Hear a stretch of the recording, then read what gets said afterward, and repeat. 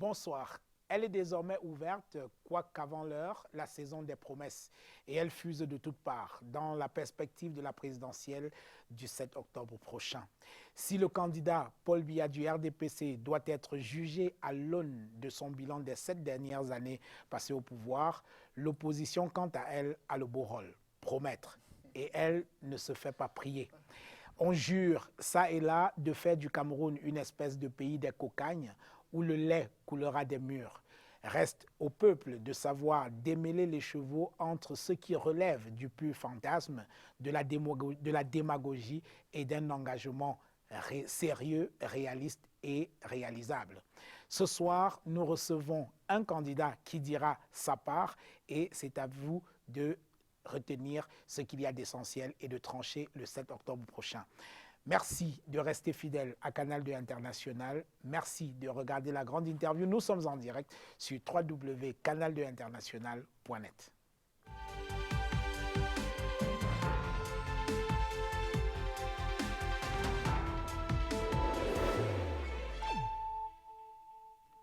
Serge Espoir Matomba, bonsoir. Bonsoir et bonsoir à tous les millions de téléspectateurs de Canal 2 International. Vous avez raison de parler de millions parce qu'ils sont nombreux à vous regarder ce soir. C'est la première fois que nous vous recevons dans cette émission et nous en sommes honorés. Merci d'être venu. Le plaisir est partagé. On va commencer par faire connaissance. En l'absence d'une rubrique de cette émission Eche Homo, nous allons essayer, séance tenante, d'essayer de vous connaître, de mieux vous connaître. Vous êtes né, Serge Espoir Matomba, le 30 septembre 1977. Vous aurez 79, pardon, 79. Vous aurez 39 ans dans 2 jours. Vous êtes homme politique, candidat du PUR à la présidentielle du 7 octobre prochain. Et dans le civil, vous êtes homme d'affaires. Oui, c'est bien ça. Pour une précision de nouveau, c'est le 30 septembre 1979. Vous avez 38 ans. Et j'aurai 39 ans, si vous voulez, le 30 septembre 2018. Voilà. Alors, nous allons parler un peu de vos débuts dans les affaires. Vous créez votre première entreprise, ai-je appris, en lisant un document qui parlait de votre parcours à l'âge de 17 ans. Et le nom de cette entreprise s'appelait Espoir LDA. Alors, comment est-ce qu'on fait pour créer une entreprise alors qu'on est à peine sorti de l'adolescence? Alors, il faut dire que c'est l'esprit d'entrepreneuriat qu'on développe très tôt. Et mes parents ont été un très grand apport là-dessus. Lorsque, en 97, parce que c'est en 1997 que je crée Espoir LDA, qui est une entreprise de conseil, il faut le dire, une entreprise d'études et de viabilisation de projets. À ce moment-là, je n'ai pas un capital nécessaire pour ouvrir une grande entreprise, mais j'ai cet esprit-là de vouloir faire quelque chose pour pouvoir subvenir non seulement aux besoins de la famille, mais aussi payer mes études. Ouais. Et je me dis, sans argent, comment est-ce que je fais pour mettre sur pied une entité? Et tout de suite, j'ai, n'est-ce pas, cette idée qui me vient de mettre sur pied ce cabinet d'études et de viabilisation de projets, chose que je fais de la meilleure des façons. Et je me positionne donc dans le marché en recherchant les travaux qui peuvent être exécutés par mon entreprise. Mais là encore, il faut dire, je n'avais pas la capacité intellectuelle de réaliser ces marchés. Qu'est-ce qui se passe? Je contactais des entreprises qui ont de la ressource et qui peuvent réaliser les marchés que j'obtenais. Ces entreprises réalisaient les marchés, j'étais payé et je payais ces entreprises. Donc, je faisais une sorte d'intermédiation. Alors, comment donne-t-on des conseils quand on a 17 ans? De quelle expérience disposez-vous pour donner des conseils, avoir un cabinet conseil dans l'investissement? Je viens justement de l'expliquer. Oui. Je n'avais personnellement pas la capacité intellectuelle. Mais qu'est-ce que je faisais? Je contactais des entreprises qui avaient la capacité de résoudre, de gérer les marchés que j'obtenais. Ces entreprises, donc, réalisaient les marchés et j'étais payé et je remettais les marchés qui étaient réalisés, tout simplement. Donc, voilà, j'étais un intermédiaire, si vous voulez, à partir de mon entreprise pour pouvoir, n'est-ce pas, gérer tous les marchés que j'obtenais. Vous quittez ensuite le Cameroun pour vous installer au Portugal. Nous sommes en quelle année et c'était pour faire quoi? Là encore, il faut le dire, en 1997 déjà, ce n'était plus au Cameroun. Espoir LDA, ce n'est pas au Cameroun, c'est à l'étranger. Et je vais pour poursuivre des études. Mais alors, entre poursuivre des études et n'avoir pas les moyens pour payer, pour assurer, n'est-ce pas, la suite, il fallait trouver quelque chose. C'est en ce moment que je me lance donc, n'est-ce pas, dans l'entrepreneuriat. Je crée donc cette entreprise qui, elle, plus tard, s'agrandit. Parce que plus tard, qu'est-ce que je fais? Je commence à réaliser des travaux de bitumage des routes. Parce qu'après, je suis dans les travaux de génie civil et des ponts et chaussées.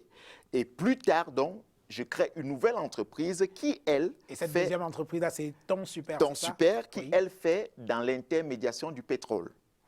Bon, pour vous dire, je deviens en 2000 conseiller d'un président de la République, parce que lorsque je parle de politique, le président Koumbayala, lorsque je parle de politique, plusieurs personnes ont tendance à croire que je me lance par improvisation, mais non. J'ai touché du doigt les réalités de la politique. Je sais de quoi je parle et je sais ce que c'est qu'une décision politique, dans l'impact qu'une décision politique a dans la vie d'un citoyen.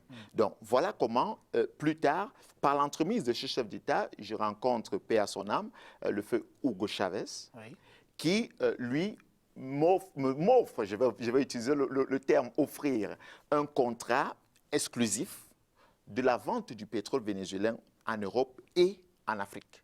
Donc là encore, je suis pour une deuxième fois, je suis un intermédiaire.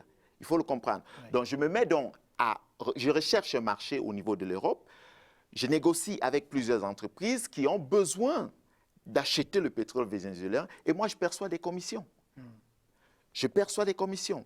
C'est ainsi que je crée plusieurs autres entreprises et aujourd'hui, je peux compter pratiquement une dizaine dans le monde des entreprises que je possède. Oui. Alors, j'ai appris, vous me corrigerez si je me trompe, que vous revenez du Brésil. Alors, le Portugal, le Brésil, apparemment, c'est des pays dans lesquels vous êtes installé.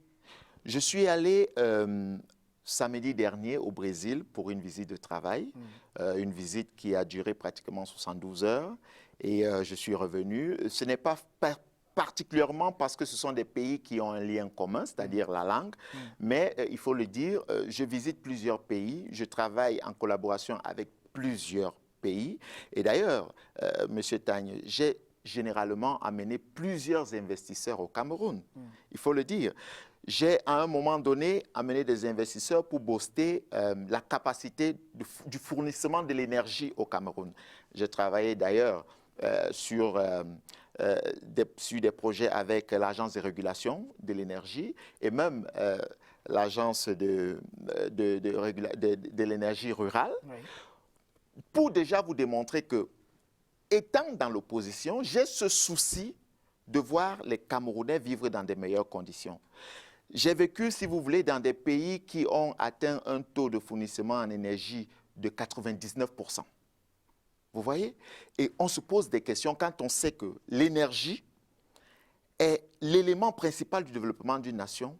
Comment est-ce que dans un pays comme le nôtre, nous ne sommes qu'à 33% de fournissement d'énergie? On en parlera Alors, dans la suite. à ce niveau, M. Tagné, j'ai ramené des entreprises qui pouvaient booster, n'est-ce pas, le fournissement d'énergie au Cameroun. Et d'ailleurs, dans plusieurs autres secteurs, j'ai souvent amené des entreprises ici pour travailler. Pour dire que ce ne sont pas, quand je les amène, ce n'est pas pour travailler uniquement avec Serge Espoir Matomba ou alors en collaboration avec les entreprises de Serge Espoir Matomba, mais surtout avec les membres du gouvernement. Parce que le souci ici étant la population, lorsque nous sommes dans l'opposition, c'est vrai que nous avons tendance à voir tout ce qui est fait par le parti au pouvoir ou alors par le pouvoir d'un mauvais œil.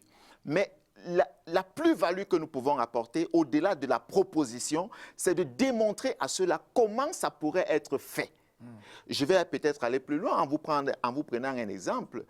Un soir, vers minuit, j'étais couché chez moi à l'époque quand je vivais au Portugal. l'ancien ambassadeur de France, actuellement ministre des Affaires étrangères au Cameroun, m'appelle à minuit. Je ne le connaissais pas, son Excellence le jeune. Le jeune Bella.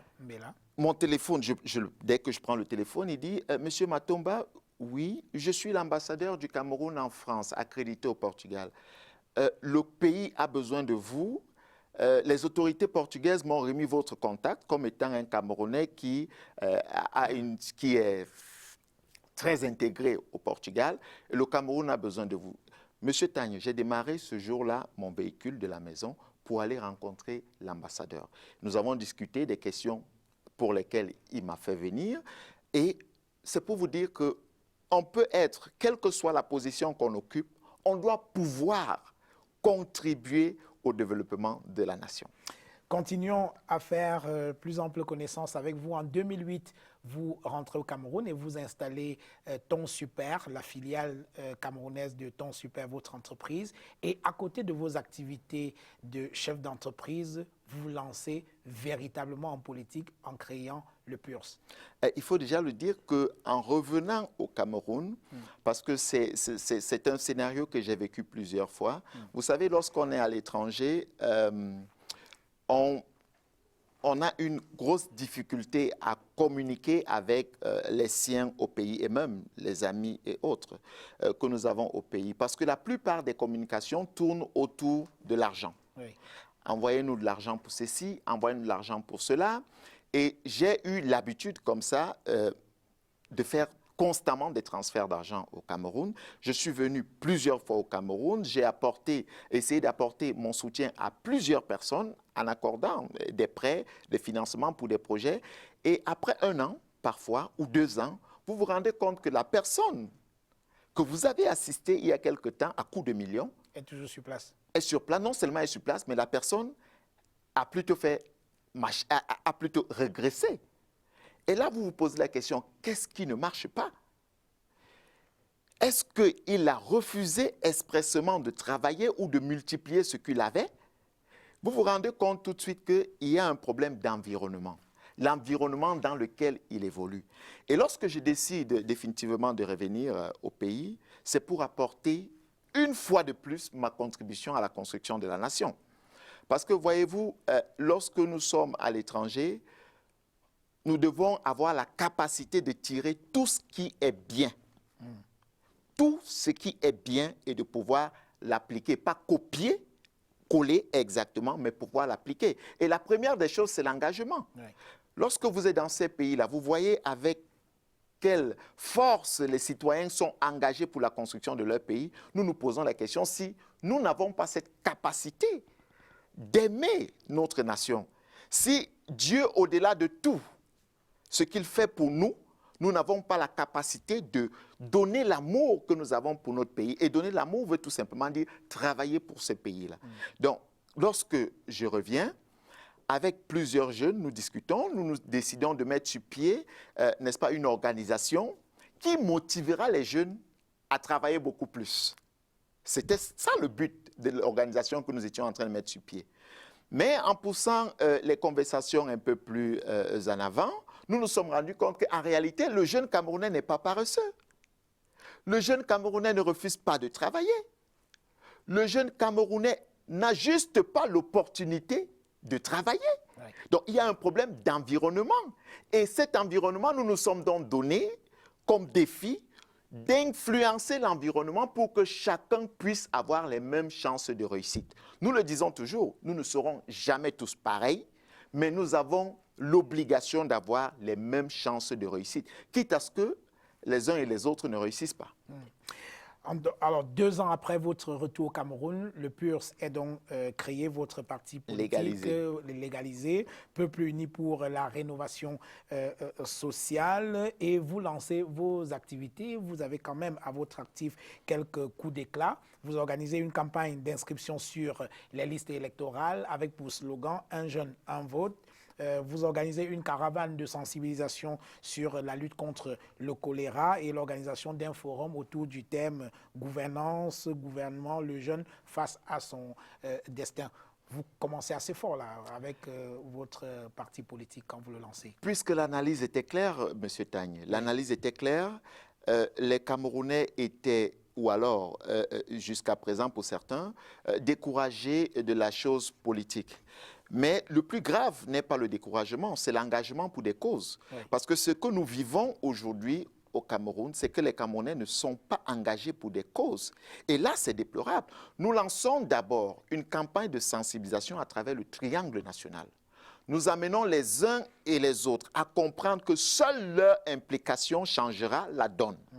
Parce qu'il ne sert à rien que nous soyons en train de nous lamenter, il ne sert à rien que nous soyons en train de pleurer si nous ne pouvons pas agir. Nous avons le pouvoir d'agir. Nous avons un cœur qui bat pour quelque chose de nouveau. Nous avons un cœur qui bat pour un autre Cameroun. Pourquoi ne pas travailler? Nous avons des mains. Et il s'agit de cela, c'est-à-dire amener le Camerounais à pouvoir s'engager pour une cause juste. Après ces missions de sensibilisation, évidemment, nous avons d'ailleurs fait des propositions à Elecam en 2011, où nous avons décidé d'offrir 364 véhicules à Elecam pour couvrir les élections, si vous vous rappelez très bien de cette actualité. En dehors de ces 364 véhicules que nous avons proposés à Elecam, nous avons parlé, n'est-ce pas, de la refonte à l'époque du système électoral, du code électoral. Oui. Et nous parlions d'une élection à double scrutin. À 2 tours. À 2 tours, autant pour moi. Nous parlions, n'est-ce pas, d'une biométrie intégrale. Nous parlions d'un bulletin unique. Et quelque temps plus tard, nous avons eu une biométrie partielle, ce qui est aujourd'hui appliqué. Mais toutefois, nous disons il y a une avancée qui se constate avec cette institution-là. Nous devons lui accorder du crédit, tout en sachant qu'elle a tout à donner pour prouver aux Camerounais qu'elle œuvre pour le bien de la nation. L'un de vos plus gros coups sur le plan politique, c'est du moins, à mon avis, l'une des actions qui vous fera le plus connaître, c'est en juillet 2014, lorsque vous entrez en grève de la faim. Alors, franchement, Espoir Matomba, avec un peu de recul, ça fait 4 ans que c'est passé, c'était pour le buzz, non? Non, nous pouvons recommencer. Ah oui. Je pourrais recommencer cette grève. Vous savez, M. Tagne, la politique, c'est une science qui prévoit, au-delà de l'éducation, il faut avoir la capacité d'analyser des choses de façon simple et prévenir les choses. Lorsque nous sommes en politique, je le dis toujours, nous ne pensons pas à la construction d'une nation de 25 millions d'habitants, comme c'est le cas. Nous nous projetons dans une nation de 5 millions d'habitants. Et en 2014, lorsqu'il s'agit de la ratification des accords de partenariat économique, nous saisissons d'abord le chef d'État par courrier.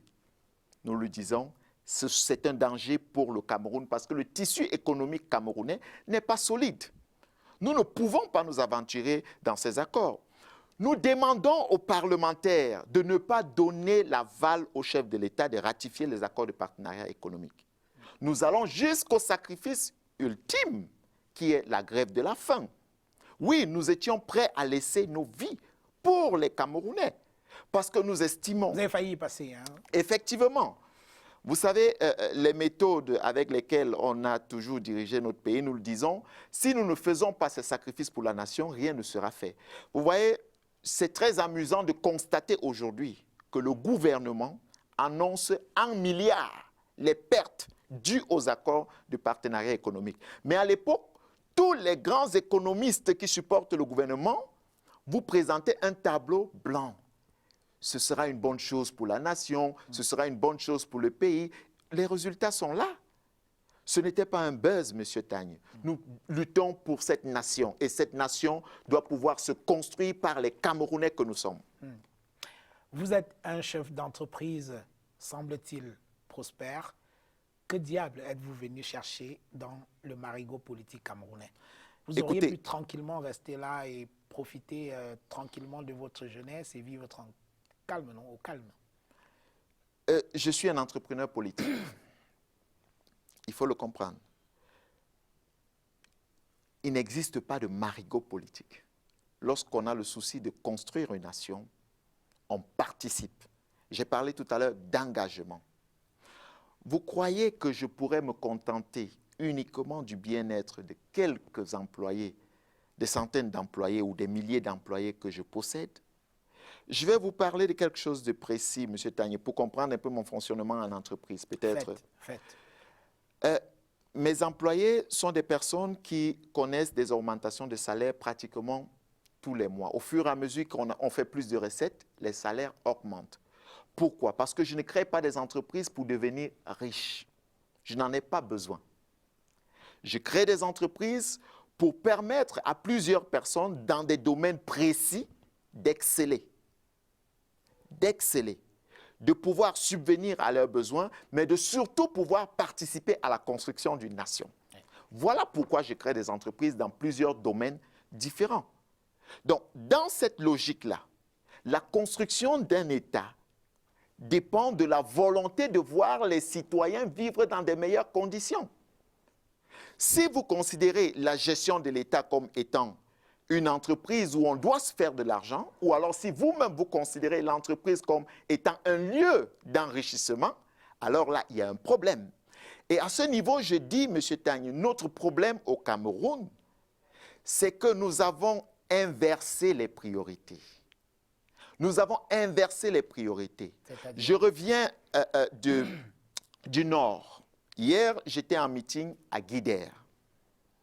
Vous ne pouvez pas imaginer la quantité de Camerounais qui n'ont pas d'acte de naissance, de carte d'identité, qui ont des problèmes basiques. Je parle des problèmes d'eau. Et ce n'est pas le cas uniquement à Guidère. Si vous allez à Loum, vous voyez ces mêmes problèmes. Vous allez à Mbanga, vous voyez ces problèmes.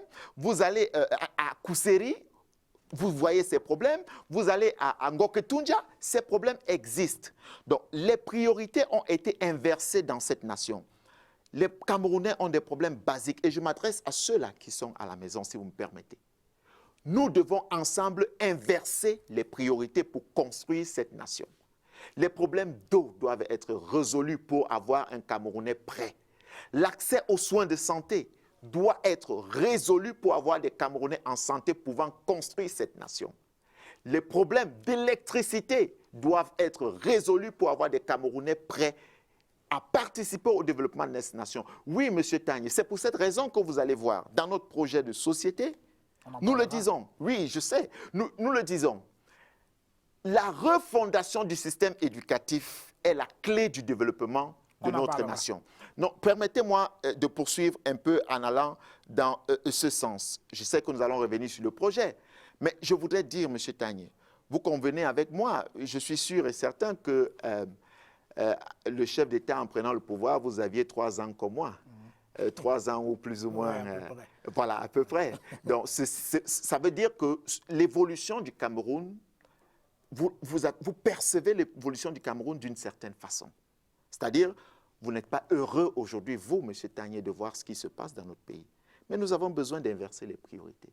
Il s'agit de cela. Nous avons besoin de construire cette nation. Et nous avons besoin de la main de tout un chacun. C'est pour cette raison que nos priorités, vous savez, nous avons 5 priorités. On en parlera. 5. On verra comment vous allez faire pour inverser justement les priorités dans la suite de cette émission. Mesdames, Messieurs, Espoir Matomba, candidat à la présidentielle pour le compte de son parti, le PURS, est notre invité ce soir. Merci de nous regarder. Nous prenons juste une pause pour poursuivre l'émission.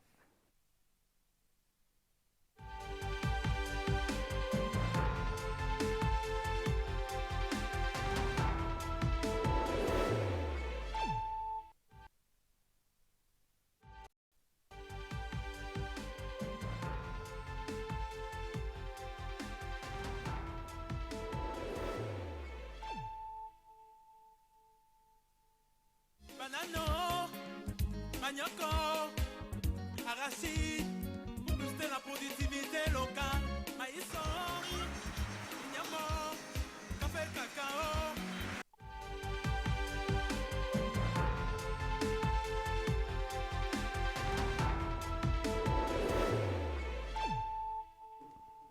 Voilà, retour dans ce studio avec notre invité, Serge Espoir Matomba, candidat du PURS à la présidentielle du 7 octobre prochain. Vous avez commencé un tout petit peu à en parler. Entrons maintenant dans le dur de cette émission avec votre projet de société. Les premières pages, les premières phrases d'ailleurs du préambule de votre projet de société que j'ai lu présentent quand même un visage quasi apocalyptique du Cameroun. Vous dites que depuis 40 ans, le pays présente un visage plutôt sombre et ne laisse aucune lueur d'espoir aux générations futures. Qu'est-ce qui peut justifier un tel pessimisme de votre part? Écoutez, ce n'est pas un pessimisme, c'est un diagnostic clair qui est précis. Je vais prendre un exemple sur le système éducatif. Vous savez que la seule année, par exemple, où le Cameroun a investi dans l'éducation, c'était en 1983. À l'époque, l'éducation représentait 3,5% du PIB. Rendu en ce jour 2018, l'éducation représente 2,9% du PIB. Comment expliquer que nous voulons développer un pays et nous régressons dans l'éducation de sa population? Comment l'expliquer? Et nous disons, nous devons donc refonder ce système éducatif parce que notre objectif à nous, c'est au bout de 4 ans avoir à investir pratiquement 10% du PIB dans l'éducation. Vous présentez ce que vous considérez comme le paradoxe camerounais, dites-vous, un pays riche de ses ressources, or, diamants, bauxite, la forêt, mais qui reste dans le giron des pays pauvres et très endettés. Vous considérez que c'est un paradoxe? C'est véritablement un paradoxe. Vous savez, au-delà du paradoxe, il faut aussi se dire, le Cameroun aujourd'hui est considéré comme le pays qui a un grand nombre d'intellectuels, bon, même si on va les appeler des diplômés ici, mais qui ne parviennent pas à faire décoller le Cameroun. Là encore, c'est un deuxième paradoxe. Donc on se dit, est-ce qu'il faut véritablement avoir cette capacité intellectuelle et détruire un pays, ou alors est-ce qu'il faut tout simplement créer une véritable base du développement où chaque citoyen pourra comprendre qu'il ne s'agit pas pour la construction de la nation d'avoir un doctorat en ceci ou en cela, ou d'être ceci ou cela pour développer la nation, mais il suffit tout simplement d'être un Camerounais prêt qui aime sa nation pour développer la nation. Alors vous regrettez que la dette du Cameroun soit colossale, mais ce qu'on a envie de vous rétorquer, c'est qu'il n'y a pas un pays au monde qui ne soit endetté. Pourquoi vous considérez que la dette du Cameroun aujourd'hui serait un problème? Écoutez, lorsque ça concerne des problèmes qui sont liés à la gestion, n'est-ce pas, de notre nation, les comparaisons sont vite établies. Oui. Même si les autres pays sont endettés, ils évoluent quand même sur le plan social. Chez nous, nous nous endettons pourquoi? Pour quelles raisons? Il est clair que nous n'aurons jamais, nous n'allons pas dire que nous allons complètement bannir la dette. Donc pour vous, le problème n'est pas tant que ça la dette, mais plutôt la destination. La destination, oui. L'usage oui. de l'argent ou alors de ce qui est perçu de la dette. Et aujourd'hui, vous estimez que ce n'est pas un bon usage qui est fait de l'argent que le Cameroun prend à ses bailleurs de fonds? Je n'estime pas, M. Tagne. La réalité est là. Je l'ai dit tout à l'heure. Est-ce que vous êtes satisfait de cette nation? Lorsqu'on vous parle d'un bitumage de 24 km à plusieurs milliards, qu'entendez-vous par là? Je n'estime pas, les faits sont là. Est-ce que nous avons des routes au Cameroun? Pour assister, pour participer à votre émission, M. Tagne, je viens de faire plusieurs heures de route. Parti de Garoua hier à 1h du matin. Pour arriver en Ngaoundéré, nous avons fait 8 heures de temps, 278 km. Comment vous expliquez cela, M. Tagne? C'est une réalité. Oui. Aujourd'hui, pour arriver à Yingui, vous ne parvenez pas à trouver des routes. Et comment vous faites pour traverser Ndiki, pour le regroupement, vous n'avez pas de route. Pour aller à Djoum, M. Tagne, comment vous expliquez cela? Où part donc l'argent? L'argent que le Cameroun s'endette tous les jours, pour quelles raisons? Mais nous avons donné des formules pour construire les routes. Alors justement, qu'est-ce que vous comptez faire pour essayer d'améliorer ces infrastructures routières que vous dénoncez? Nous l'avons dit, tout simplement. Oui. Nous allons beaucoup travailler avec le partenariat public-privé. C'est simple. De Kousséri pour Yaoundé, nous allons lancer un appel d'offres en établissant les règles. L'entreprise qui gagne le marché construit la route et nous lui donnons dans le cahier de charge la durée du temps qu'elle pourra, n'est-ce pas, récupérer son argent. C'est-à-dire, nous disons, en 20 ans, vous allez récupérer l'argent que vous avez construit. Et entre Kousséri et Yaoundé, vous pourrez installer 3 postes de péage. Dans ces péages-là, l'État prélèvera encore 5 à 10%. Monsieur Tagné, c'est quelque chose qui se fait partout dans le monde. Pourquoi devons-nous encore nous endetter pour construire les routes? Il suffit tout simplement que nous puissions avoir de la volonté. Lorsqu'on sait que la route est un facteur, un vecteur de développement, pourquoi ne pouvons-nous pas nous doter de ces infrastructures? Aussi simple que cela. Ça peut paraître simple, c'est vrai qu'on ne va pas réinventer le fil à couper le beurre en parlant du partenariat public-privé, mais est-ce qu'il n'y a pas un risque que finalement le pays tout entier, il y a tellement de choses à faire. Vous dites d'ailleurs que le Cameroun est à reconstruire, c'est-à-dire que pour vous, il n'y a pas grand-chose. Est-ce qu'on ne court pas le risque que le pays tout entier soit livré aux mains de grandes sociétés capitalistes? Monsieur Tagne, oui. Nous fixons les règles. C'est nous qui fixons les règles. Ce ne sont pas les sociétés qui fixent les règles. C'est nous qui lançons l'appel d'offres et nous établissons les règles. Toutes les sociétés qui se soumettront à ces concours, à ces marchés, respecteront les règles. Donc nous ne courons aucun risque. Et d'ailleurs, nous avons tellement de poches de financement dans notre nation qu'il faut éviter, n'est-ce pas, de prendre de l'argent des caisses pour l'appliquer dans des travaux qui peuvent être faits de façon simple. De quoi avons-nous peur? Il y a 3 jours, j'étais en Éthiopie. Comment est-ce qu'ils ont réussi à construire l'Éthiopie? Pourquoi est-ce que nous avons peur d'utiliser cette méthode? Oui. Pourquoi est-ce que d'autres pays en Europe, en Occident, aux États-Unis l'utilisent? Pourquoi nous avons peur? Alors, pourquoi voulons-nous toujours être au centre de la gestion des projets? Alors, le partenariat public-privé demande également que les investisseurs qui viennent fassent confiance à l'État et que l'environnement des affaires soit assaini, soit propice, soit attractif. Comment vous faites pour rendre l'environnement des affaires qui, pour l'instant, n'est pas très attractif si on s'en tient, par exemple, au classement Doing Business dans lequel le Cameroun n'est pas toujours très bien aligné? Nous allons déjà dire que la première des choses, ce sera le véritable combat contre la corruption. Oui. Parce qu'il faut le dire, ce combat-là, qui sera mené de façon, je dirais, avec un bras de fer, n'épargnera personne. Personne. Parce que nous le disons, déjà nous allons transformer la Chambre des comptes qui existe présentement en cours de compte et nous allons doter la CONAC, parce que nous allons bannir les autres institutions de lutte contre la corruption, nous allons conserver la CONAC, mais lui donner les pleins pouvoirs d'agir. C'est-à-dire ne pas se limiter au constat, mais d'aller jusqu'au bout.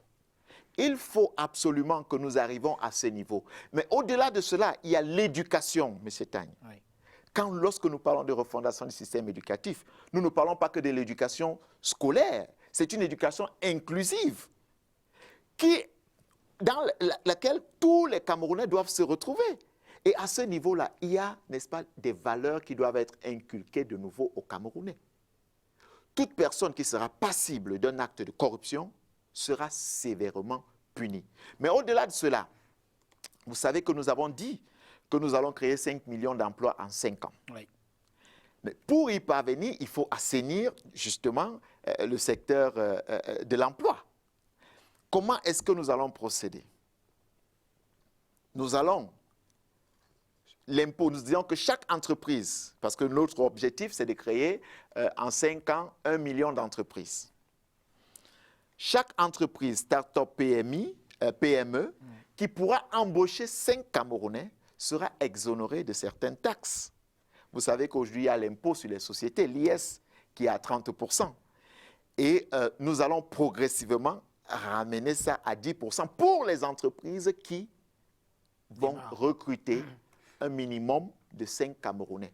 Et ceci pendant 3 ans. Nous précisons bien. Mais il faut savoir que lorsque nous tendons la main aux entreprises en diminuant l'IS, l'impôt sur les sociétés, nous récupérons cet impôt ailleurs. Parce que les employés qui travaillent désormais sont soumis à l'impôt sur les revenus de personnes physiques, l'IRPP. Et ces employés, forcément, qui ont un nouveau, qui s'impliquent désormais dans l'achat de tous les produits, parce qu'ils ont déjà, ils commencent à avoir un véritable capital, ils payent la TVA par conséquent. Donc, l'impôt sur le revenu des personnes physiques et la TVA, on récupère de ce côté-là. C'est pour dire qu'en réalité, nous tendons la main, mais nous disons aux entreprises, travaillez, embauchez des Camerounais, vous exonérez de certaines taxes pendant 3 ans, et voilà comment vous poursuivez. Mais nous allons plus loin, M. Tagne. Oui. Nous avons dit que nous allons accorder à certaines banques des garanties souveraines pour qu'elles puissent accompagner les entreprises. Parce qu'en réalité, les entreprises peuvent naître et n'ayant pas de moyens financiers pour pouvoir dynamiser l'entreprise, elles peuvent mourir aussi. Donc, nous allons permettre aux banques, n'est-ce pas, d'accompagner les entreprises, mais sous forme de crédit. Il ne faudrait pas croire que c'est de l'argent donné, n'est-ce pas, aux entreprises, mais les entreprises vont devoir rembourser. En assaiissant le climat des affaires au Cameroun, les opérateurs économiques internationaux feront confiance aux Camerounais. Mais d'abord, nous avons besoin d'avoir la confiance des opérateurs économiques camerounais. Ce sont eux qui seront la véritable jauge de crédibilité pour les opérateurs économiques étrangers. Alors, vous parlez des opérateurs économiques, des investisseurs étrangers. Il faut dire que le Cameroun, j'espère que vous en êtes conscient, que le Cameroun est l'un des pays africains qui attire le moins d'investissements directs étrangers. C'est-à-dire qu'il y a très peu d'entreprises, de grosses multinationales qui viennent s'installer au Cameroun ces dernières années, ce qui n'est pas le cas, par exemple, de l'Éthiopie où de grosses entreprises viennent s'installer sur place. Le Rwanda qui, en ce moment, a vu Volkswagen s'installer pour construire des véhicules sur place. Ça, c'est une difficulté. Comment vous faites pour renverser la tendance pour que le Cameroun attire plus d'investissements directs étrangers? En créant la confiance, M. Tagne. Il faut comprendre que c'est le climat d'affaires présent qui renvoie les entreprises, qui empêche les entreprises de venir. Je vous prendrai un exemple, un autre exemple. Oui. J'ai sur ma table au bureau une entreprise, la CRBC, qui est venue au Cameroun, je cite cette entreprise, pour investir. C'est une entreprise qui allait construire une route, une autoroute. Et à l'époque, l'État devait participer à 25%, l'entreprise entrait avec 75%. L'État n'a pas pu avoir les 25% pour sa contribution. L'entreprise dit par la suite, nous allons travailler en PPP si vous le voulez, nous finançons le projet à 100%. Dites-nous juste comment est-ce que nous allons entrer en possession de du financement que nous mettons. Vous savez ce qui s'est passé, M. Tagne? Non. C'est qu'on a fait venir les dirigeants de cette société-là qui sont arrivés au Hilton. Ils ont fait 3 jours. Et après, on vient leur dire, bon, le ministre vous attend, mais avant de rencontrer le ministre, remettez-nous d'abord une enveloppe de 500 000 $. Vous voyez? Vous savez ce qui s'est passé? C'est que ces derniers sont partis de l'hôtel pour l'aéroport, ils ont pris le vol et ils sont repartis. C'est ainsi qu'on chasse les entreprises qui veulent investir. Lorsqu'il n'y a pas de confiance, lorsqu'on a priorisé l'intérêt personnel, l'intérêt individuel, M. Tagne, on ne peut pas attirer les investisseurs. Quelle est la politique même du tourisme au Cameroun? L'image que le Cameroun renvoie. À quoi servent nos représentations diplomatiques à l'extérieur? Nos représentants diplomatiques sont devenus des refuges des amis du président actuel. Oui, ce ne sont pas des missions économiques, ce ne sont pas des missions dynamiques qui attirent les investisseurs au Cameroun. Tout au contraire. C'est pour dire qu'il faut créer de la confiance. Recréer la confiance veut dire assainir le milieu des affaires, éduquer les Camerounais pour que les Camerounais soient prêts à contribuer au développement de la nation. C'est ainsi qu'à l'étranger, on fera confiance au Cameroun et au Cameroun. Alors, vous dites que le Cameroun, sur le plan économique, est au bord de l'effondrement. s'il n'y a pas des réformes qui sont faites. Alors, quelles sont pour vous les réformes les plus importantes pour redresser ce pays, selon vous?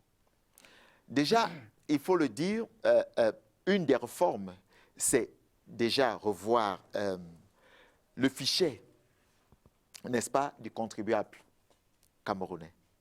Vous savez, je vais peut-être entrer dans une explication qui pour vous sera un peu compliquée, mais il est important que je le fasse. Je vais essayer de comprendre. Parce qu'au Cameroun, on a un souci majeur. On ne connaît pas le nombre de contributeurs que nous avons. Nous ne connaissons pas. Pourquoi? Parce que les données, M. Tagné, depuis la base, sont faussées. On ne connaît pas le nombre de foyers qui existent au Cameroun. On ne connaît pas le nombre de Camerounais. Il y a eu quand même un recensement général de la population. En 2000, les résultats qui ont été rendus en 2005, c'est ce recensement dont vous parlez, qui ne nous donne pas un chiffre, c'est un recensement purement politique, les résultats qui ont été donnés. Parce que, comme vous le savez aujourd'hui, le nombre qui a été donné en 2005 n'est pas le nombre réel des populations dans chaque ville. Donc, je voudrais ici dire, on ne connaît pas le nombre d'entreprises même qui existent au Cameroun. Et c'est un problème. Il faut, lorsque nous parlons de la reconstruction, permettez-moi d'arriver, avant de revenir sur votre réponse, de vous parler, n'est-ce pas, de cette réforme structurelle très importante pour nous sur l'identification des Camerounais. Ouais. Parce que, voyez-vous, nous avons dit, désormais, dans chaque hôpital, parce qu'il faut le dire, il faut le préciser, les hôpitaux, lorsque nous allons revenir sur le projet de la santé, nous allons peut-être nous allons pousser beaucoup plus loin. Nous aurons dans chaque localité un hôpital. Dans chaque département, un hôpital de référence. Ça, nous allons, plus tard, je vais expliquer comment est-ce que nous finançons tout cela. Mais nous disons, à dire, non, je vais vous dire comment nous finançons tout cela. Mais je voudrais vous dire que dans chaque hôpital se trouvera un officier d'état civil. Ça, c'est la première des choses. Pourquoi un officier d'état civil dans chaque hôpital? Parce que à chaque naissance, la maman qui sort de l'hôpital doit sortir avec l'acte de naissance de son enfant. Ça, c'est la première des choses. Nous disons, au Cameroun désormais, à partir de 6 mois, chaque enfant a droit à une carte d'identité. Parce qu'il nous faut avoir la maîtrise du fichier d'identification. Nous devons savoir connaître le nombre de Camerounais que nous avons. C'est ainsi que nous saurons rapidement, lorsqu'un Camerounais entre en activité, tout de suite c'est signalé, M. Tagné. Donc il faut réussir à commencer par la base, c'est-à-dire avoir dans chaque hôpital un officier d'état civil qui, lui, dès qu'il y a naissance, puisque le système sera informatisé, l'enfant est enregistré, 6 mois plus tard, l'enfant a une carte d'identité, c'est une carte dont l'enfant ne pourra pas signer, c'est clair, parce que l'enfant, à ce moment-là, ne peut pas signer. Oui. Après 2 ans, la carte d'identité est changée, et après 5 ans, la carte d'identité est changée, et après 10 ans, la carte d'identité est changée au fur et à mesure. Comme ça, nous maîtrisons d'abord le fichier d'identification au Cameroun et le fichier d'état civil. Ça, c'est une des choses. Maintenant, pour revenir sur votre question, lorsque nous avons un fichier maîtrisé, nous savons exactement où et comment trouver les contribuables qui, eux, s'engagent dans l'entrepreneuriat. Et on sait qu'à partir d'un fichier précis de contribuables, on a tout de suite les éléments sur comment est-ce qu'ils doivent procéder concernant l'acquittement de leurs impôts et autres. Donc ça, c'est une réforme qui est très importante pour nous, qui doit partir déjà de cette base. C'est vrai que ça touche plusieurs domaines. Ça paraît toucher plusieurs domaines, mais il faut aboutir à quelque chose de précis à la fin. Sinon, qu'est-ce qu'on aura? On va vous apporter des réformes aussi, des très belles réformes dans le système économique, et on ne pourra pas les appliquer sereinement. Parce qu'en réalité, nous n'avons pas la maîtrise du fichier des contribuables. Ça, c'est dans un premier temps. Donc, dans un deuxième temps, nous devons avoir une traçabilité des investissements. Nous devons pouvoir, M. Tagné, informatiser tout le système. Je ne sais pas si vous me comprenez là. Oui. Nous devons informatiser tout le système. Parce qu'à ce niveau, nous avons énormément de fuites Pourquoi? Parce que vous avez de l'argent qui circule encore entre les mains. Lorsque vous allez aux impôts, vous avez ceci qui passe encore. Bon, c'est vrai qu'au niveau de la direction, il y a une évolution au niveau de la direction générale des impôts. Il y a une évolution, mais qui n'est pas suffisante. Qui n'est pas suffisante. Il faut aller encore beaucoup plus haut. Nous devons donc informatiser tout le système et les systèmes doivent être interconnectés. Lorsque nous avons cette interconnexion, nous avons une lisibilité claire des avoirs du Cameroun, de l'endettement du Cameroun, de l'entrée venant des contribuables, des contributions venant de nos partenaires, et nous avons un système économique clair. Et nous allons plus loin dans la réforme du système économique. Nous avons dit, M. Tagne, que désormais, la priorité sera à la consommation des produits camerounais. Vous savez que ce qui crée l'équilibre, justement, vous savez que ce qui crée l'équilibre dans une économie, c'est lorsque la consommation est plus élevée que la production, généralement. Mais qu'est-ce que nous avons aujourd'hui? La production est plus élevée que la consommation, autant pour moi. Qu'est-ce que nous avons aujourd'hui? Nous avons une consommation plus élevée que la production et une consommation des produits qui viennent d'ailleurs. Oui. Alors justement, vous voulez qu'on consomme des produits camerounais. Comment fait-on pour en arriver là? Vous avez commencé à parler des PME tout à l'heure. Je souhaiterais qu'on y revienne. Quand on prend un exemple, l'Allemagne, l'un des pays en Europe qui se porte le mieux en ce moment, c'est grâce aux PME. Comment vous faites pour favoriser la création des PME au Cameroun? Et dans quel secteur est-ce que vous pensez qu'on pourrait créer le plus de PME? Alors, dans tous les secteurs. Oui. La première des choses, c'est dans tous les secteurs. Et les comment PME, favoriser la création? Favoriser la création des PME est simple. C'est créer d'abord un climat d'affaires propice. Oui, c'est bon pour le climat. Les affaires, vous en avez déjà parlé. Voilà. Oui. Avoir des Camerounais prêts à se lancer dans l'entrepreneuriat, c'est-à-dire former les Camerounais. Oui. Ça, c'est la première des choses. Former les Camerounais et leur donner donc des outils. Je vais vous prendre un exemple simple en vous parlant peut-être, en revenant un peu sur l'agriculture, en vous disant comment on peut créer plusieurs PME dans plusieurs secteurs. Présentement, au Cameroun, nous avons pratiquement 80 centres de formation dans l'agriculture. Et nous avons 24 écoles d'agriculture. Ce que nous disons, c'est que nous devons mettre ces 24 écoles à 40 écoles et nous devons transformer ces centres de formation en centres de production. Parce que, voyez-vous, M. Tagne, ces centres de formation recrutent en moyenne 50 Camerounais qui sont formés par an. Et chaque centre a droit à 100 hectares de terrain.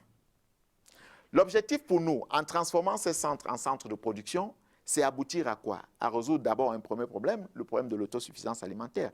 Mais c'est d'amener tous ceux-là qui sont formés dans ces écoles à pouvoir créer ou alors produire un aliment qui est consommé dans le marché camerounais. Mais tout cela a un coût. Là, on parle, effectivement, là, on parle de pratiquement de 6 000 Camerounais qui sortent et qui sont prêts à produire, n'est-ce pas, un produit, si vous voulez, qui est consommé dans un produit camerounais. Parce qu'il faut arriver à quelque chose de précis. Je vais arriver sur le coût pour vous dire comment est-ce que nous arrivons à financer cela. Maintenant, comment est-ce que rendre accessible, si vous voulez, la consommation de ces produits? On commence d'abord par des cantines, dans des écoles. Parce que c'est quelque chose qui est très possible. En amenant les produits camerounais à intégrer, parce que nous allons réinstaurer les cantines dans les établissements primaires et secondaires. C'est-à-dire, ce sont les produits camerounais qui seront donc consommés et en faisant une bonne promotion des produits camerounais. Parce qu'il y aura même un pourcentage obligatoire des Camerounais pour la consommation des produits camerounais. Donc, il faut dire que la priorité pour nous sera de consommer beaucoup plus les produits camerounais, importer moins des produits qui sont cultivés au Cameroun pour que le marché camerounais soit véritablement fourni et que le citoyen camerounais consomme et crée cette plus-value dans l'économie. Et tout ça a un coût. Comment vous faites pour que ceux qui vont créer ces PME aient les moyens pour le faire? Alors, des choses simples. Nous l'avons dit tout à l'heure, nous allons accorder, n'est-ce pas, une garantie souveraine aux banques. Oui. et nous allons demander à ces banques d'accompagner, n'est-ce pas, ces entreprises en leur octroyant des crédits. Mais au-delà de cela, nous avons encore là, nous disons encore, le partenariat public-privé va devoir agir encore. Et de quelle manière cette fois-là? Et de quelle manière? Le partenariat public... On a bien compris le partenariat public-privé tout à l'heure lorsqu'il s'agissait de construire des infrastructures routières, on a bien compris. Mais cette fois, pour favoriser la création des PME, comment est-ce que le partenariat public-privé intervient dans ce cas-là? Alors, favoriser la création des PME, ce n'est pas la direction qu'il faut. Oui. Vous savez que nous allons vers la mécanisation, l'industrialisation de plusieurs produits. Oui. Ce qui veut dire que nous allons beaucoup transformer des produits camerounais. C'est à ce niveau-là, pour implanter dans ces grandes industries, c'est à ce niveau que le partenariat public-privé intervient. Oui. Mais pour les petites entreprises, parce que à l'exemple de l'Allemagne, ce sont ces entreprises qui ont rendu l'économie allemande très Absolument, forte. très dynamique. Oui. L'État va accorder à ces entreprises un accompagnement financier. Je tiens à vous dire qu'aujourd'hui, les dérivés, n'est-ce pas, des produits de notre sous-sol sont estimés à plus de 3 600 milliards de nos francs. Et il y a des impôts qui seront prélevés, n'est-ce pas, de ces dérivés pour tout simplement accompagner les entreprises. Nous disons que nous allons, par an, accompagner les entreprises à hauteur de 100 milliards de francs. C'est le chiffre qui est donné. Je pourrais vous démontrer comment, en faisant des calculs simples, nous prélevons les 100 milliards pour accompagner les entreprises. C'est pour dire, M. Tagne, lorsque nous faisons des propositions, nous avons exactement les poches de financement pour ces propositions-là. Vous avez commencé un tout petit peu à parler d'agriculture, on va aussi parler d'élevage. Je vous propose, Espoir Matomba, de regarder ce reportage que nous avons réalisé avec un jeune Camerounais qui s'est lancé dans l'élevage et tout de suite après, nous en parlerons.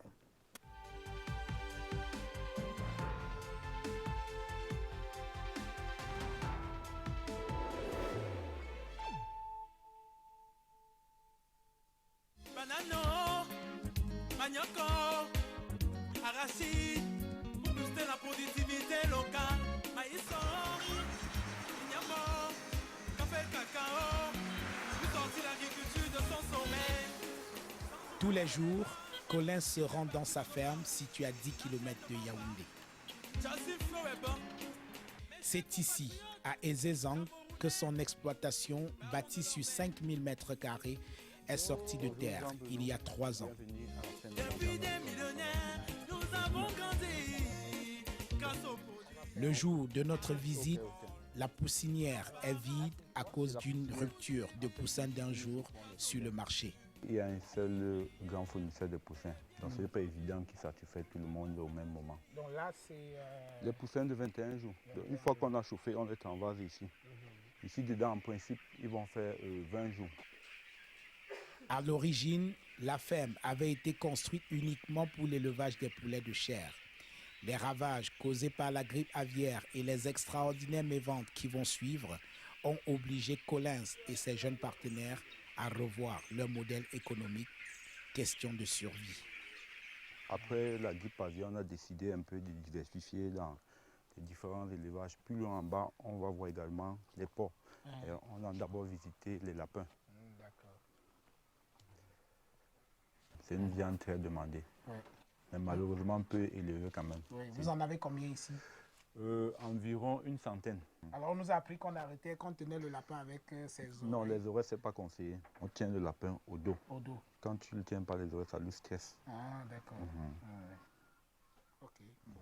Donc ça, c'est une Femelle, croisée. On attend juste qu'elle mette bas. D'accord. Aujourd'hui, la ferme s'est agrandie à l'élevage des porcs, des lapins et des poules pondeuses. À côté de la ferme, Collins a mis en place une provanderie. Il produit lui-même les aliments pour ses bêtes et une partie de la provende est destinée à la vente. Non seulement nous faisons nos propres aliments ici, mais nous commercialisons aussi. Il y en a certains éleveurs qui n'ont pas ces machines puis qui viennent composer les aliments également ici. 15 personnes sont employées à temps plein à la ferme et à la provanderie. Alors, nous sommes ici dans Le bâtiment le bâtiment des pondeuses. des pondeuses, oui. Oui, oui. Alors, il y en a combien? Environ 4000 épicières. 4000 pondeuses. 4000 épicières et quelques. Et vous produisez à peu près combien d'œufs par jour? En termes de cartons, c'est 10 cartons. 10 cartons. 10 cartons et quelques avions. Oui. Donc dans les 3800 œufs par là. Par jour. Par jour. Oui. Le jeune éleveur est peu loquace sur son chiffre d'affaires, mais son sourire montre qu'il n'est pas si mal loti que cela. Bon, le chiffre d'affaires, je ne saurais vraiment chiffrer. Oui. Parce que vous voyez, on travaille avec les moyens de bord, comme on dit chez nous. Avec beaucoup de crédits, on se bat de gauche à droite. Un appui du gouvernement et une plus grande facilité à obtenir des crédits à la banque, pense-t-il, aurait été une aubaine pour l'agrandissement de son exploitation. Pour le développement de nos pays. La sécurité alimentaire. Un défi majeur.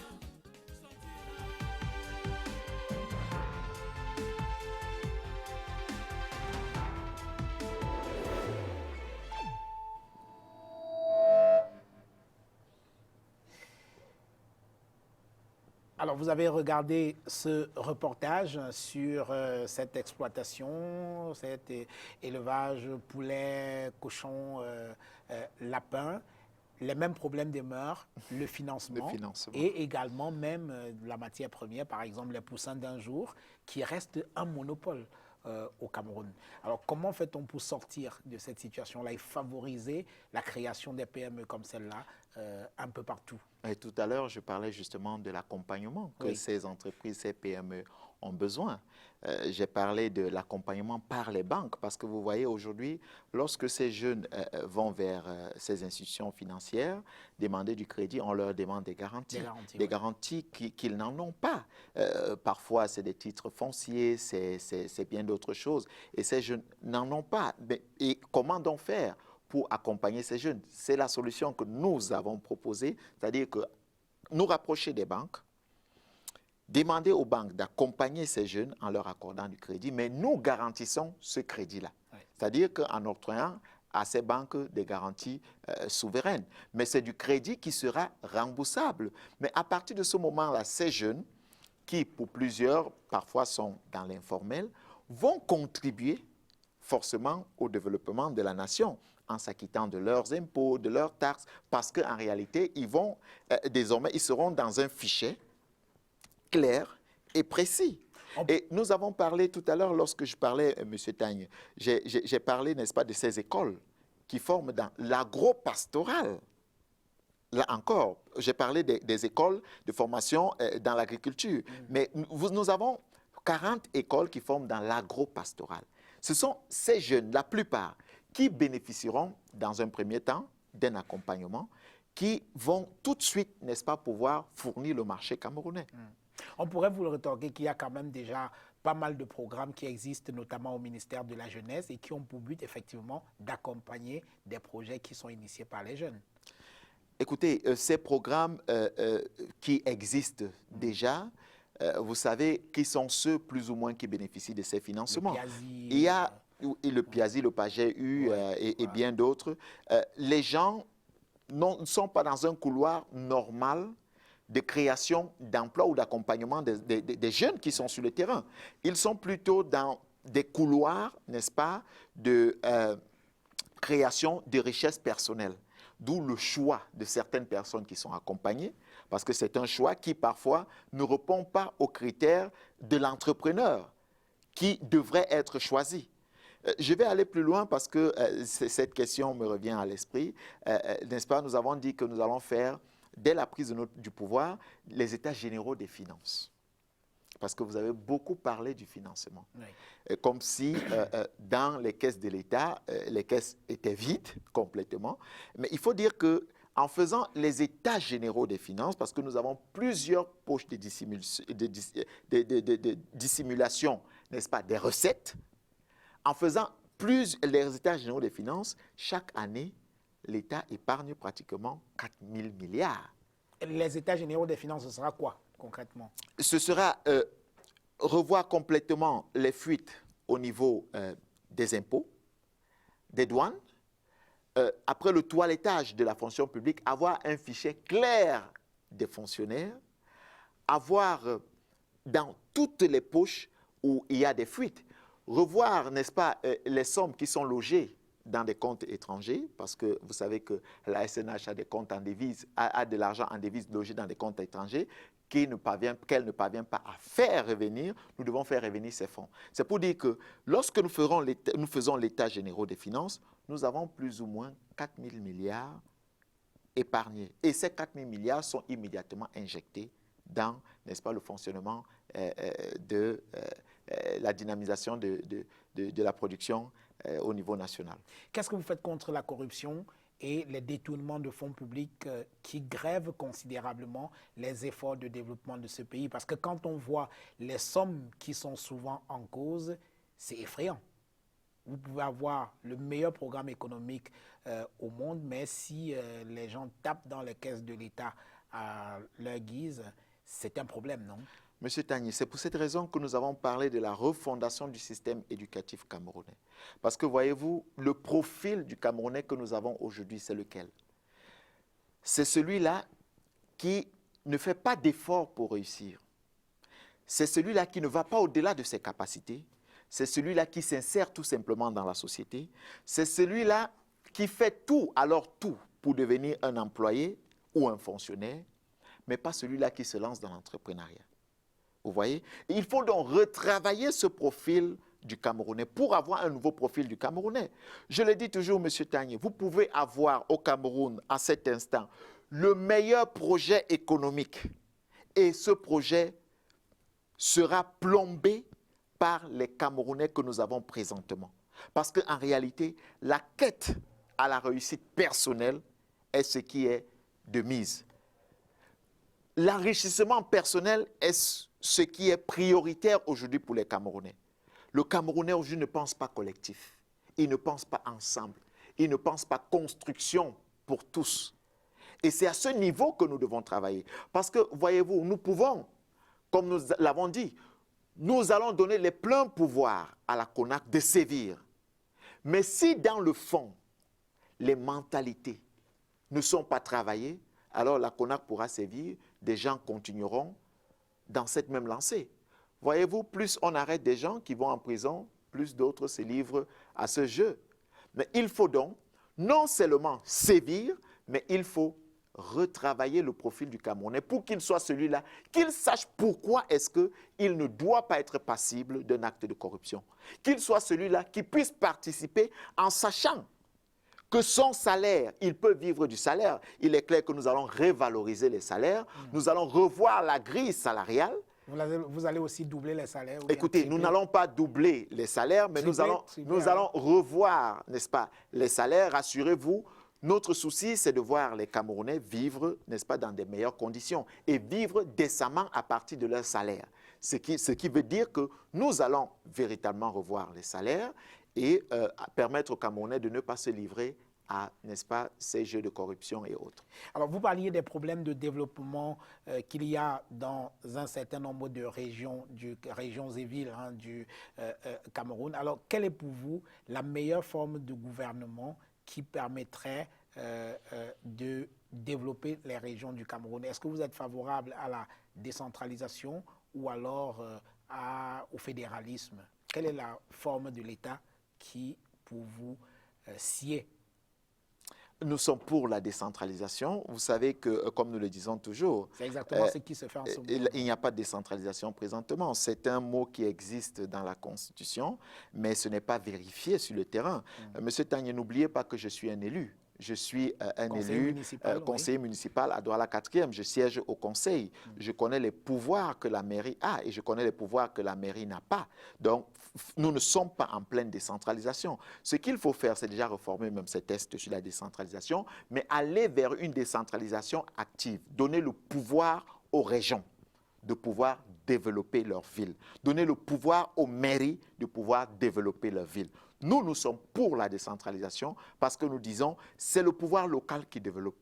Les populations au niveau local connaissent les réalités et les problèmes qu'elles vivent.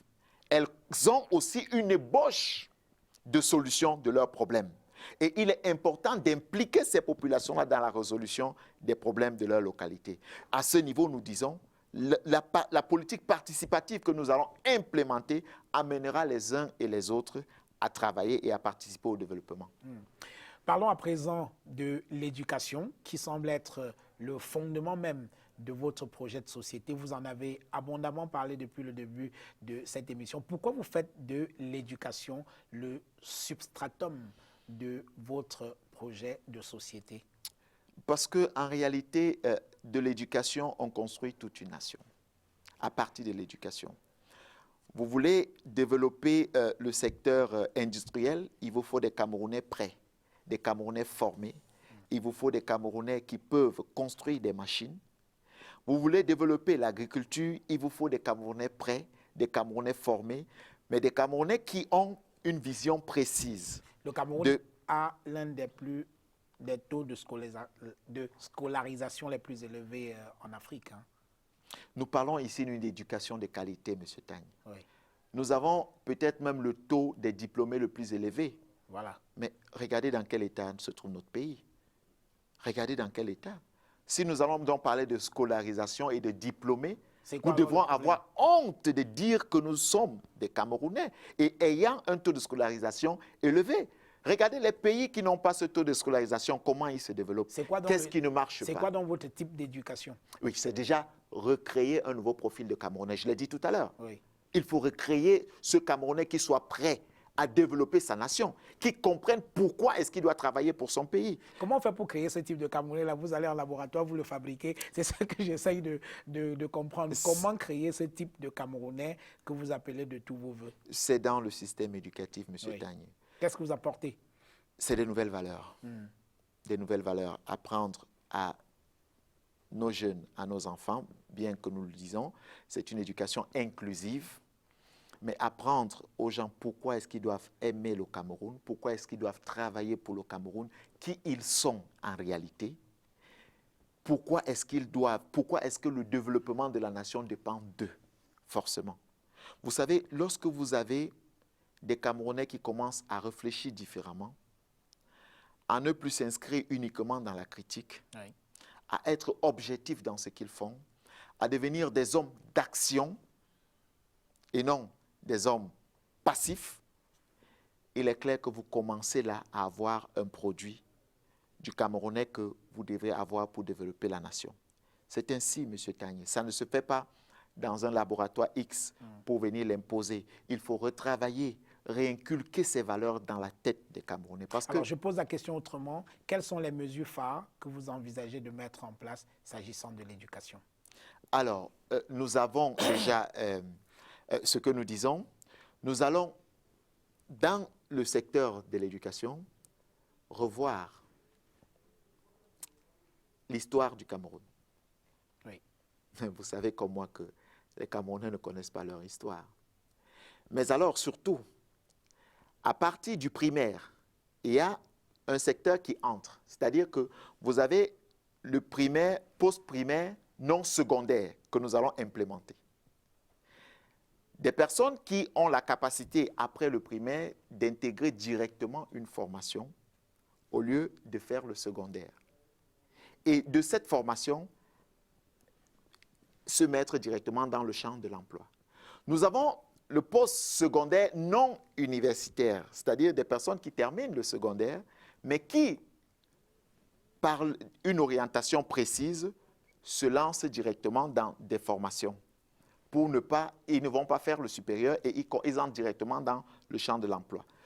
Vous avez les formations que nous allons établir dans tous les secteurs, parce que nous disons, il n'y a pas que ceux qui vont à l'école qui vont bénéficier des formations. Nous avons plusieurs Camerounais aujourd'hui qui sont dans la rue, qui sont en train de faire des métiers qu'ils n'ont pas désirés, qu'ils n'ont pas choisis. Mais nous allons conformément aux besoins déjà recensés, établir des formations et plusieurs Camerounais pourront bénéficier de ces formations-là pour directement entrer dans le marché de l'emploi. Donc voilà en réalité des mesures phares que nous allons prendre dans le système éducatif pour permettre aux Camerounais, n'est-ce pas, de devenir des acteurs du développement. Autre chose, M. Tagne, Oui. le bilinguisme. Tout Camerounais sera obligé, j'utilise le mot, de parler les langues officielles du Cameroun. Le français et l'anglais. Tout Camerounais sera obligé de parler les langues officielles du Cameroun. Il est clair que nous ajouterons une langue nationale qui pourra être parlée par tous les Camerounais. Mais ceci passera forcément avec l'accord, n'est-ce pas, du Parlement et de la population pour l'adoption de cette nouvelle langue-là. Mais tout Camerounais parlera les langues officielles du Cameroun de façon obligatoire. Je vais poursuivre, M. Tagne, en disant le Cameroun aujourd'hui est confronté à certains problèmes qui sont dus, évidemment, à notre mauvais système éducatif, qui sont dus à l'histoire du Cameroun. L'histoire du Cameroun est interprétée de diverses façons. Vous avez certaines personnes qui disent qu'il y a une partie du Cameroun, la partie anglophone, qui a acquis l'indépendance il y a plusieurs années et que leur indépendance a été arrachée. Vous avez la partie francophone qui a une partie de l'histoire. C'est-à-dire que vous avez plusieurs Camerounais qui ont chacun une partie de l'histoire. Nous ne pouvons pas avoir une nation qui a plusieurs histoires. Nous devons exactement savoir où est-ce que nous sortons pour savoir où est-ce que nous allons. Donc il est clair que l'histoire du Cameroun doit être rétablie et apprise aux Camerounais. Pour le financement de l'éducation, vous prévoyez de mettre d'énormes moyens et vous parlez de le faire par le biais de 2 types d'impôts. Le premier, l'impôt domestique, la taxation de tous les produits manufacturiers commercialisés au Cameroun. Alors, j'avoue ne pas très bien comprendre. Qu'est-ce que vous appelez l'impôt domestique et qu'est-ce que vous entendez par la taxation de tous les produits manufacturés qui sont commercialisés au Cameroun? Alors déjà, comment est-ce que vous comptez prélever cet impôt-là pour financer l'éducation? L'impôt domestique, déjà, c'est l'impôt sur les produits, les dérivés du sous-sol camerounais. C'est ce qu'on appelle impôt domestique. Et l'impôt sur les produits manufacturés, c'est tout produit transformé, manufacturé et agroalimentaire. Oui.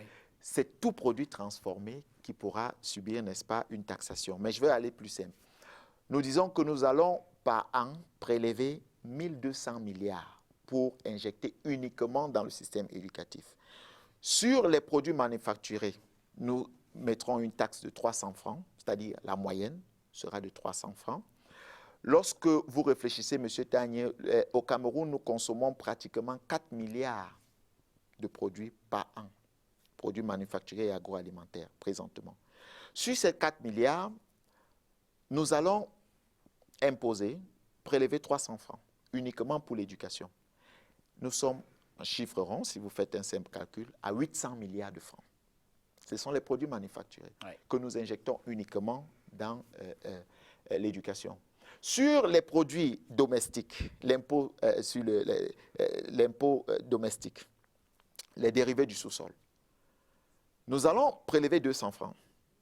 Nous avons tout produit confondu, pratiquement 1 milliard de produits, et nous allons prélever 200 francs. Ça nous donne un chiffre, M. Tagne, pratiquement 300 milliards de francs.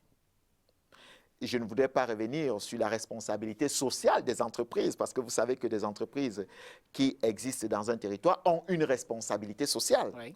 Mais déjà, pour parler de ces deux, vous avez un chiffre qui est prélevé pour financer uniquement l'éducation. Parce que nous allons accorder au centre de recherche universitaire pratiquement 100 milliards de francs pour les recherches. Et le reste, vous savez que nous devons construire des infrastructures en dehors de permettre la gratuité de l'éducation, parce que l'éducation non seulement sera gratuite, mais obligatoire. Donc, nous disons que nous avons ces poches. Il ne s'agit pas uniquement de l'éducation. Dans plusieurs secteurs, dans chaque secteur que nous développons, nous avons les poches de financement. Voilà, M. Tagne, simplement comment nous finançons, n'est-ce pas, l'éducation. Est-ce que le problème... Oui, allez-y. Et je tiens à vous dire que nous ne serons pas les seuls au monde à le faire. La Finlande qui a priorisé l'éducation comme étant le levier du développement est un pays qui est envié dans le monde entier. Oui. La Corée du Sud, pareil. L'Indonésie, pareil. Voilà des pays qui ont pris pour premier levier de développement l'éducation. Ils se sont dit, en développant ce secteur, nous développons tous les autres secteurs. Parce qu'en développant l'éducation, nous luttons contre la corruption. En développant l'éducation, nous préparons des hommes qui vont nous construire des machines dans tous les domaines. En développant l'éducation, nous avons des hommes qui sont prêts à développer la nation. Vous voyez, nous avons des hommes qui, lorsqu'ils parleront de justice, parce que nous allons arriver certainement à ce niveau, nous pourrons vérifier, n'est-ce pas, l'indépendance, n'est-ce pas, de ces institutions. Parce qu'en réalité, ces hommes seront dotés d'un savoir qui leur permet d'être indépendants, de travailler pour le bien-être de la nation, sans toutefois être influencés par X ou Y.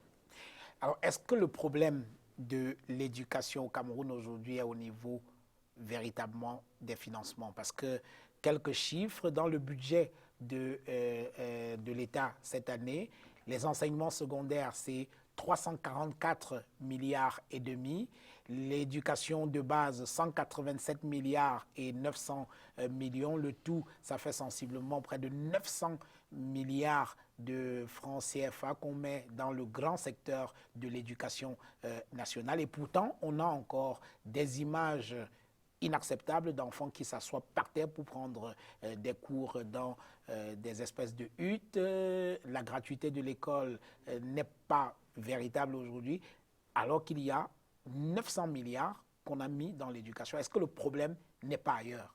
Le problème déjà, c'est la qualité des hommes, M. Tagne. Lorsque nous parlons encore, une fois de plus, de cette refondation, je vais peut-être insister là-dessus, c'est parce qu'il faut retravailler la mentalité camerounaise. Le problème encore se trouve dans la mentalité de ceux-là qui gèrent ces budgets.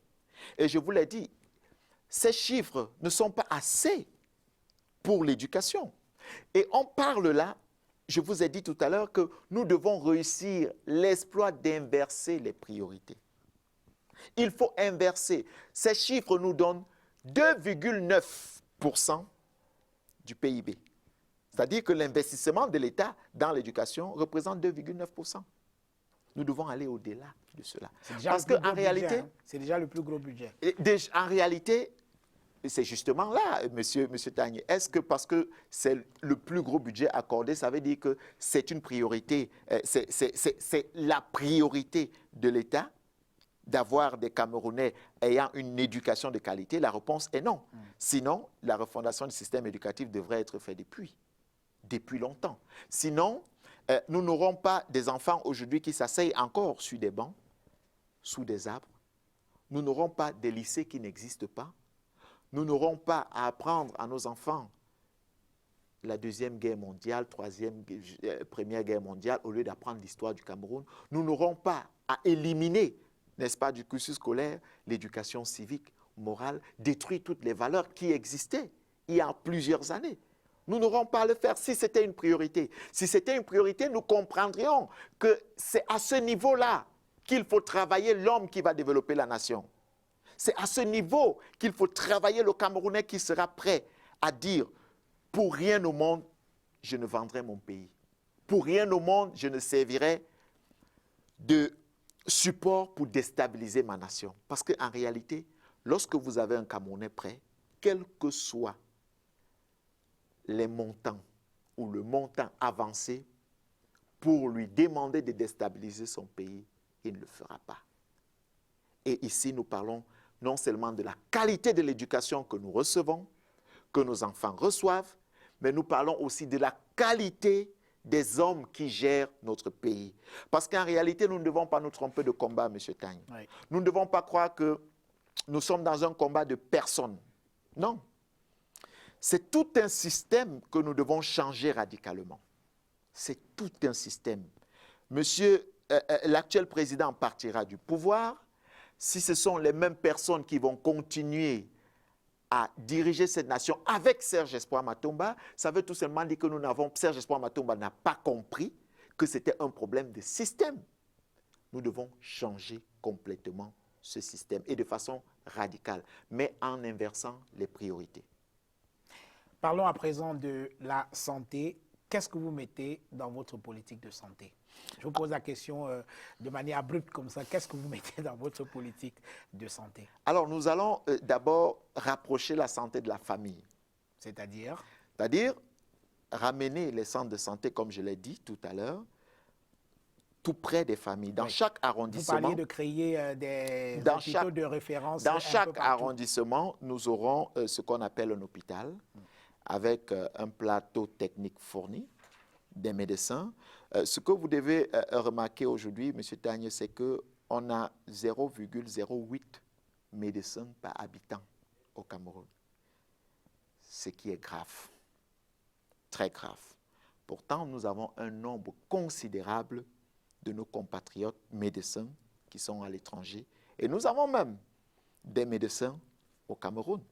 Il faut pouvoir, n'est-ce pas, donner la possibilité à ces derniers d'exercer, mais d'exercer dans un climat qui leur permet, n'est-ce pas, d'agir, de faire exactement ce qu'ils ont appris.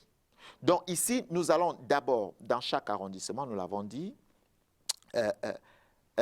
créer ou aménager les infrastructures hospitalières qui existent, ou alors en créer s'il n'en existe pas. Dans chaque département, nous disons, nous allons créer un hôpital de référence. Parce que ce qu'il faut éviter, M. Tagne, c'est que nous soyons en train d'évacuer, n'est-ce pas, les Camerounais d'un point à un autre, avec tous les risques que ça comporte. Il faut, donc, dans des régions, avoir, n'est-ce pas, ce que nous appelons les lignes directes, n'est-ce pas, de la santé pour tous. Parce que ce que nous allons faire, c'est instituer... C'est un vieux slogan. Hein, non, santé pas du pour tout. tous. C'est instituer ce que nous appelons l'assurance maladie. Oui. Et là encore, nous avons dit comment nous allons financer cela. Parce que c'est très simple. Vous savez, il y a le financement par l'économie tertiaire, Oui. c'est-à-dire l'économie des services, par les services. J'ai pris un exemple simple aujourd'hui, M. Tagne. Au Cameroun, vous avez pratiquement plusieurs compagnies aériennes qui volent au Cameroun. En faisant un chiffre, en allant dans une analyse simple, un calcul simple, chaque compagnie, nous avons pratiquement par mois 4 milliards qui proviennent, n'est-ce pas, des taxes que nous recevons pour chaque billet d'avion acheté au Cameroun des personnes qui vont à l'étranger. Oui. Ça, c'est chaque mois. Chaque mois. Et nous disons, nous allons plus loin, M. Tagne. Le Cameroun est une cuvette, une véritable cuvette, une plaque tournante. Il est inadmissible que nous ayons tout simplement pratiquement 7 à 8 compagnies qui volent sur le Cameroun. Monsieur Tagne, nous devons être une véritable plaque tournante en Afrique. Oui. Revenons sur l'assurance maladie. Je reviens, Oui. c'est pour dire que L'assurance maladie. de ce côté-là, Oui. nous allons prendre dans ce type de taxe de l'argent pour financer, n'est-ce pas, la santé au Cameroun. En dehors, évidemment, des taxes aussi qui seront prélevées, n'est-ce pas, des dérivés de notre sous-sol pour financer, n'est-ce pas, la santé. Parce que, voyez-vous, M. Tagne, ce qu'il faut dire, vous avez dit à l'entame de votre émission que l'heure des belles promesses est arrivée. La saison des promesses. La saison des promesses Il y est en a pas arrivée. mal, là, hein. Mais nous ne faisons pas des promesses irréalisables. Nous avons vu comment ça se passe ailleurs. J'ai personnellement vécu comment ça se passe ailleurs. J'ai un carnet d'adresses hyper important des personnes qui sont dans différents domaines. Je tiens à vous préciser, M. Tagne, que pour la santé, j'ai emmené des investisseurs au Cameroun qui ont discuté avec l'administration. C'est pour vous dire que, en dehors du carnet d'adresses, de ces actions qui ont été menées et qui sont d'ailleurs vérifiables, parce que lorsque je parle, ils nous écoutent et ils savent. Est-ce que la santé, c'est un domaine dans lequel on investit? Parce qu'un investisseur, c'est pour gagner de l'argent. Hein. Investir dans la santé, ce n'est pas très courant, non? Monsieur Tagne, Ou alors de quelle manière? Quand vous parlez d'investir dans la santé. La santé, c'est un secteur dans lequel on investit. Dans quel domaine on précisément? investit. Le médicament, les hôpitaux, quoi? On investit dans les hôpitaux, Oui. on investit dans le médicament, on investit dans les laboratoires, parce qu'en réalité, Oui. il faut arriver au niveau n'est-ce pas, comment je vais appeler ça, la création, n'est-ce pas, des produits qui vont résoudre certaines pathologies camerounaises, parce que nous disons que notre santé, notre politique de santé est avant tout préventive et curative. Ouais. Dans prévention, qu'est-ce que nous y mettons? Booster, n'est-ce pas, les centres de recherche pour résoudre certaines maladies. Monsieur Tagné, vous savez que nous n'avons pas le droit d'avoir le palu encore au XXIe siècle. Vous savez que le paludisme peut être complètement éradiqué, mais c'est une question de volonté. C'est une question de volonté. À partir du moment où nous avons la volonté d'éradiquer cette maladie dans notre pays et pour nos concitoyens, nous allons le faire, Oui. comme d'autres pathologies. Donc, à ce niveau, je peux vous garantir que, évidemment, le secteur de la santé, c'est un grand secteur d'investissement. Oui. Mais le plus important n'est pas l'investissement qui sera fait par un partenaire X ou bien par une institution Y. C'est l'accès à ces soins par le Camerounais. Parce que notre préoccupation, c'est le dernier consommateur. Oui, c'est pour cette raison que nous disons, nous allons prélever des taxes dans des services, dans des produits, pour amener les Camerounais à bénéficier, n'est-ce pas, des soins, dans un premier temps, gratuits. L'accès aux soins reste très difficile pour l'instant au Cameroun. Les gens meurent faute de soins parce que ça coûte cher. Conséquence, l'espérance de vie au Cameroun aujourd'hui est d'à peine 60 ans. Les grands de ce pays sont plus à l'aise lorsqu'ils se font soigner à l'étranger plutôt que chez eux et aux frais de la princesse. Ça, c'est un gros problème pour la santé au Cameroun. Il faut dire, M. Tagné, que dans mon gouvernement, il y aura une interdiction formelle à tout membre du gouvernement de se faire traiter à l'étranger. Non, je vous le dis. Je vous le dis. Ce sera comme ça. Le gouvernement doit servir d'exemple.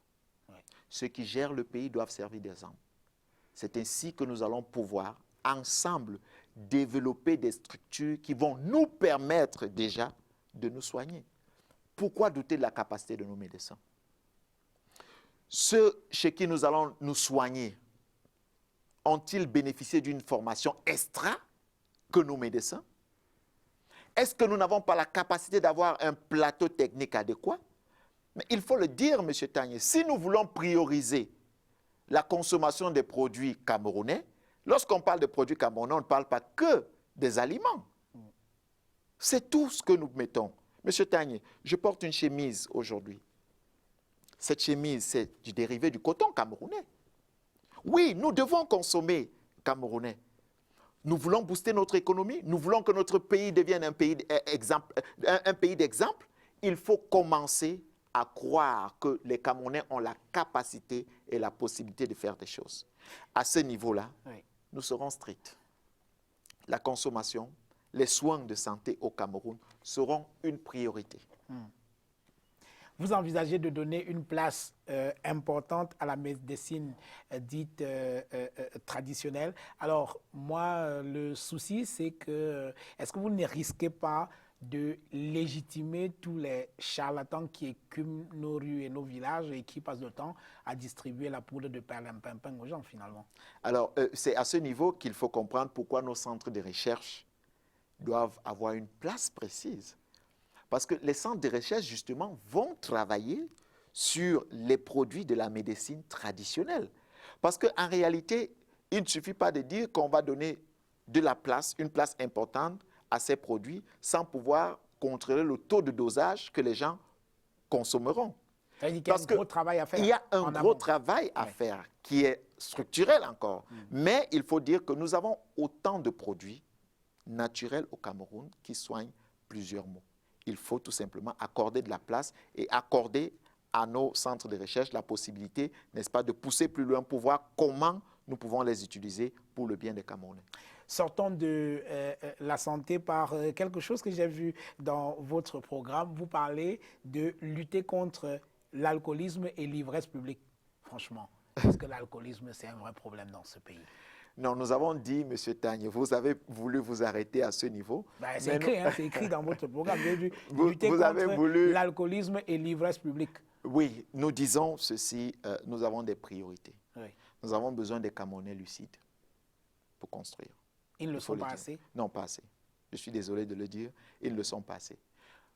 Et puis, à ce niveau, vous savez, des mesures seront prises pour que les bars qui existent. Attention à ce que vous allez dire. Il y Et en a pas attention. mal. Ce sont des potentiels électeurs. Écoutez, nous devons dire la vérité aux Camerounais. Oui. Nous avons besoin de leur vote, mais nous savons que la plupart des barman seront reconvertis, auront de l'emploi, ils n'iront pas en chômage. Il faut le dire. Il ne faut pas avoir peur de dire que nous allons faire ceci. Oui. Parce qu'en réalité, nous avons tout simplement besoin Oui. du Et suffrage de ces derniers. Vous disiez que les Donc, bars... la plupart, n'est-ce pas, des bars seront soumis à des règles. Et ils vont devoir respecter ces règles. À défaut, ils fermeront. Lesquels, par exemple? Écoutez, le nombre de bouteilles consommées, par exemple, par un client, vous savez que ça se fait, ça. Ben oui, je l'ai vu au Ghana. Voilà, donc vous l'avez vu au Ghana, ça veut dire que c'est quelque chose qui est faisable. C'est-à-dire, dans un bar, si vous établissez une règle qu'un client ne peut pas consommer plus de 3 bouteilles, le bar devra respecter cela. Et puis, attention, nous prendrons des mesures d'accompagnement, rassurez-vous. Mais ce qu'il faut dire, c'est que plusieurs, n'est-ce pas, de ces entreprises-là connaîtront des restructurations et plusieurs fermeront automatiquement. Parce que nous avons besoin, je le dis encore, des Camerounais lucides. C'est vrai que nous n'allons pas imposer à un Camerounais le taux d'alcool qu'il va consommer parce qu'il peut ne pas boire au bar et il consomme à la maison. Mais à ce niveau, un travail profond sera fait avec les sociétés brassicoles parce qu'en réalité, lorsqu'on met le pourcentage d'alcool au Cameroun, la vérification faite démontre souvent que ce n'est pas le véritable niveau d'alcool qu'il y a dans ces bouteilles-là. Donc c'est un peu plus fort que ce qui est indiqué. C'est beaucoup plus fort que ce qui est présenté. Oui. Et là encore, il y a un travail à faire, M. Tagne. Je vous propose, Serge Espoir Matomba, de prendre une petite pause et nous revenons dans 10 secondes pour parler de la culture et puis conclure cette émission.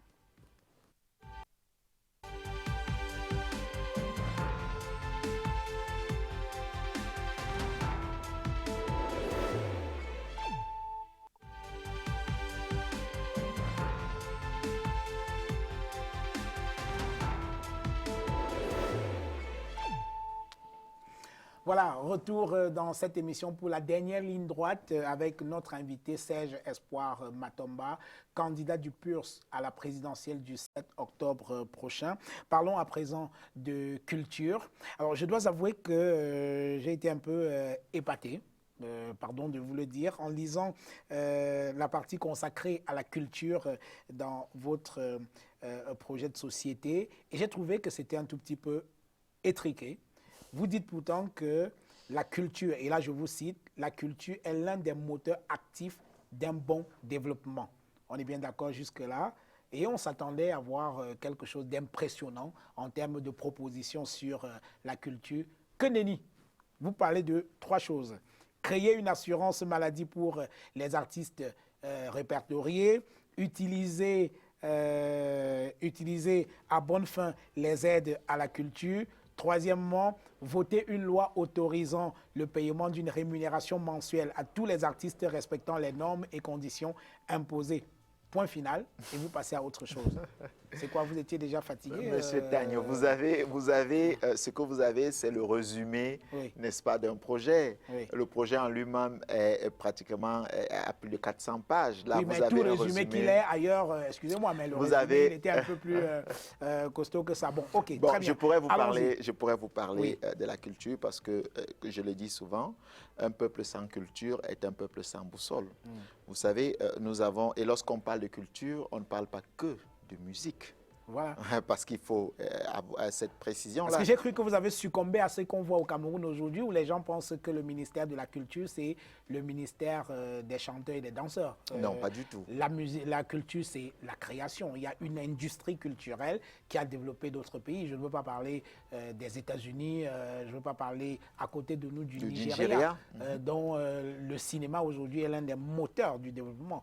Et donc, vous êtes limité à parler des assurances Non, monsieur Tanye, des peu d'argent à quelques artistes qui sont dans j'étais la justement misère. en train de vous dire que Oui. lorsqu'on parle de culture, on ne parle pas que de musique. Oui, Il y a nos traditions, d'abord. oui, Il y a la projection, n'est-ce pas, de notre nation par rapport à une vision précise qui répond, qui est le juste milieu entre nos traditions et le modernisme, qui se transforme généralement, qui se relate généralement dans le cinéma. oui. Il y a évidemment les arts, il y a les artistes, il y a plusieurs domaines. Ici, nous avons dit, vous avez vite fait de voir le côté artiste, Oui. parce que Chanteur. le côté artiste, c'est plus vaste. Oui. chanteur, Oui. parce qu'en réalité, vous n'avez pas parcouru l'ensemble du projet. Mais nous disons là, M. Tanye, que la culture doit pouvoir représenter pour nous, ça nous le disons, au moins 10% du PIB. C'est-à-dire que l'investissement que nous allons faire dans la culture doit être dans cet ordre-là. Parce que Comment? nous avons besoin, Comment? Oui. nous avons besoin d'avoir des acteurs qui démontrent aux yeux du monde, parce que la culture est aussi source de tourisme, permettez-moi de venir là, Oui. qui démontrent aux yeux du monde que nous avons une identité. Et l'identité nous renvoie à quoi? D'abord à nos traditions, deuxièmement à tout ce qui est apparat, c'est-à-dire les tenues, les objets,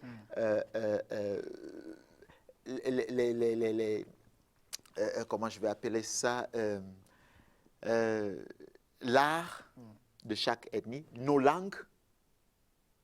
Et à ce niveau, nous avons dit que dans les lycées que nous allons développer au Cameroun, que nous allons créer, nous aurons 58 lycées culturels, techniques culturels. Dans ces lycées seront enseignés tout ce qui représente la culture camerounaise. C'est-à-dire pas la culture d'une ethnie, mais tout ce qui est de la culture camerounaise, puisé de la plupart des ethnies camerounaises. Pourquoi? Parce que nous devons revaloriser notre culture. Donc, à ce niveau-là, M. Tanye, c'est pour ça, lorsque nous parlons de refondation du système éducatif, vous voyez que nous allons très loin. Nous allons au-delà même de ce qui est imaginé. Parce que nous disons, nous devons réussir, n'est-ce pas, cet exploit de prendre ailleurs ce qui représente la culture des autres et de coller chez nous.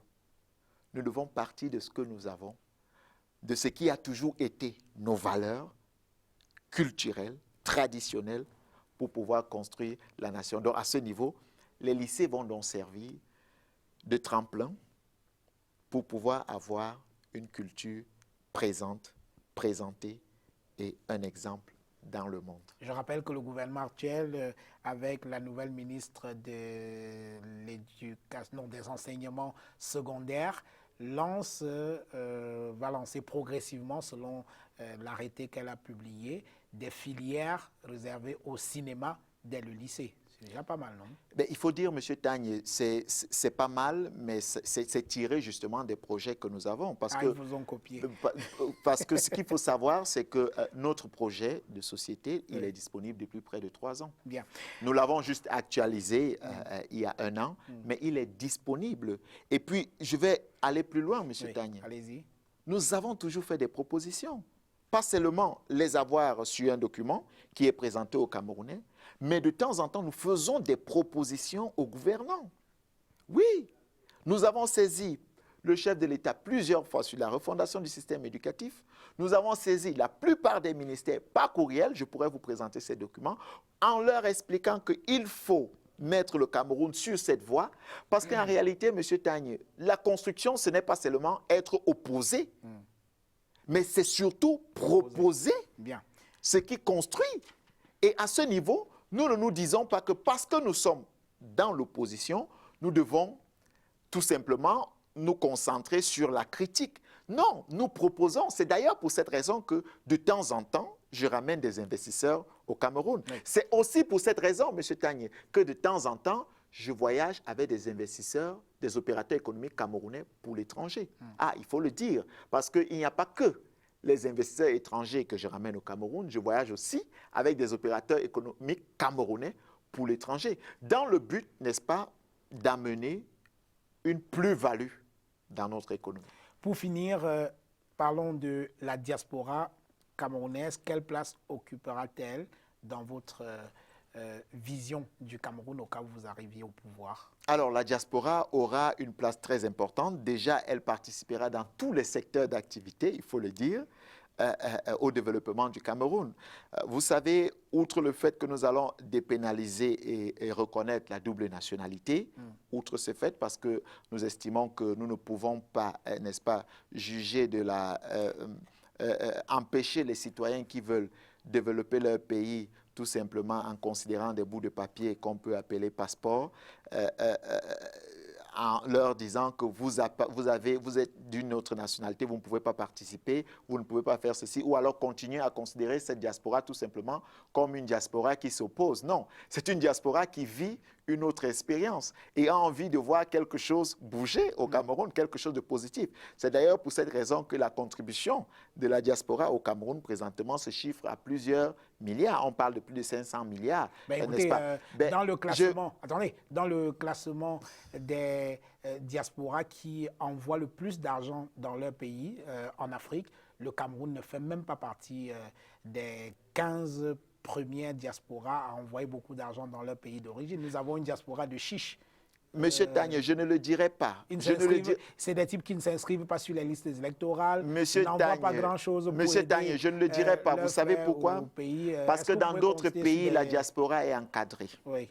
Je suis désolé de le dire. Dans d'autres pays, ces pays dont vous citez, que vous citez présentement, la diaspora est encadrée. Oui. Et les fonds envoyés par la diaspora sont encadrés. Est-ce que vous connaissez le nombre d'argent qui est envoyé par la diaspora camerounaise de façon informelle au Cameroun? Non. Cette diaspora a toujours évité une guerre civile au Cameroun ou alors un éclatement. Elle est présentée comme l'une des plus chiches au monde. Écoutez, ce sont les termes que vous utilisez. Je vous laisse utiliser ces termes à votre guise. Mais moi, je ne la considère pas ainsi parce que moi, j'ai été de la diaspora. Oui. Je suis revenu au Cameroun pour travailler. Je connais ce que cette diaspora vit. Il y a quelques jours encore, j'étais au Brésil.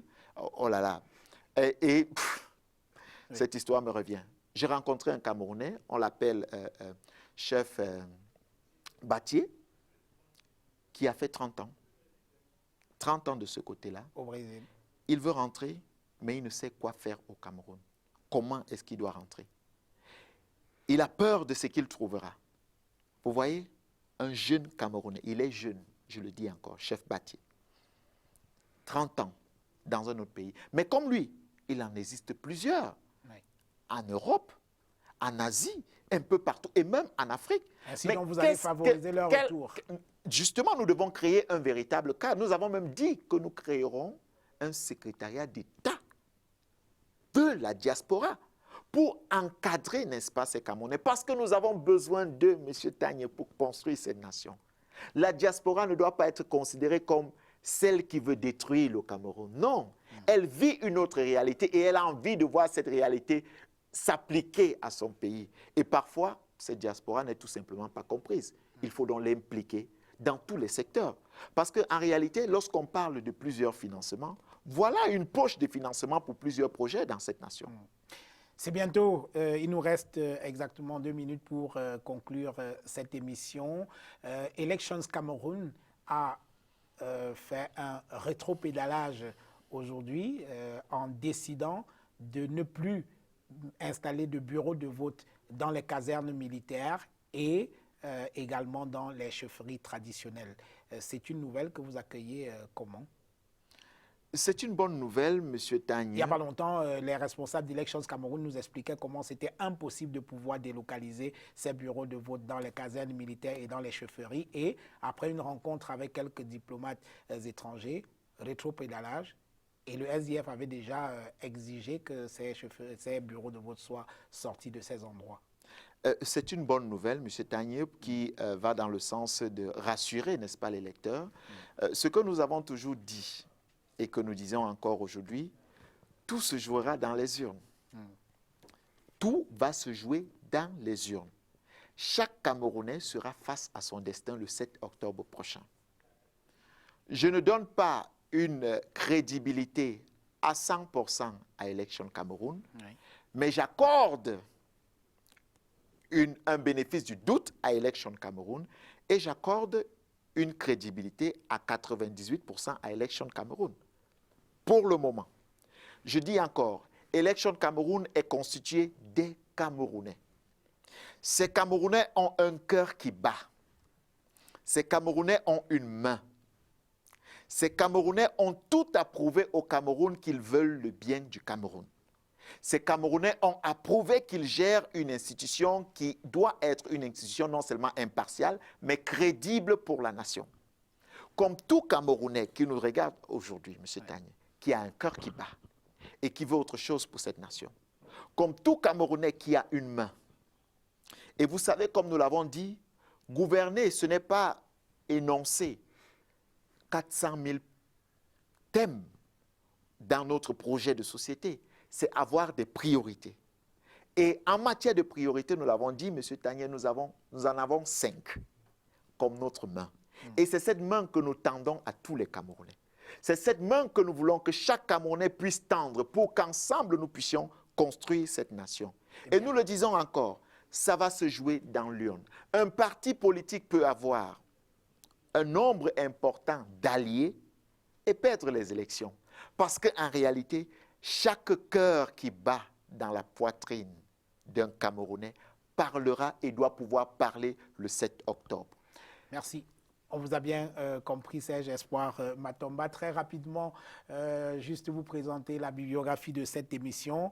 Vous allez être président de la République du Cameroun. Tenez, voici un ouvrage qui pourra vous intéresser. François Hollande, Les leçons du pouvoir, un ouvrage signé de l'ancien président de la République de France. Ce qui m'a intéressé particulièrement et que je voudrais partager avec les téléspectateurs, c'est lorsqu'il parle, par exemple, du moment où lui et le président colombien se retrouvent dans la jungle pour discuter des conditions de cessez-le-feu avec les forces armées révolutionnaires de Colombie. C'est un avis à ceux qui prétendent qu'on ne peut pas débattre, discuter avec ceux qui ont pris des armes contre le pays.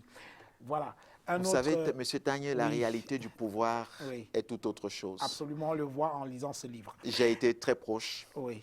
J'ai été très proche. J'ai été conseiller d'un président, je sais ce que c'est. Très bien. Un autre ouvrage, il est de Grégory Derville, Le pouvoir des médias.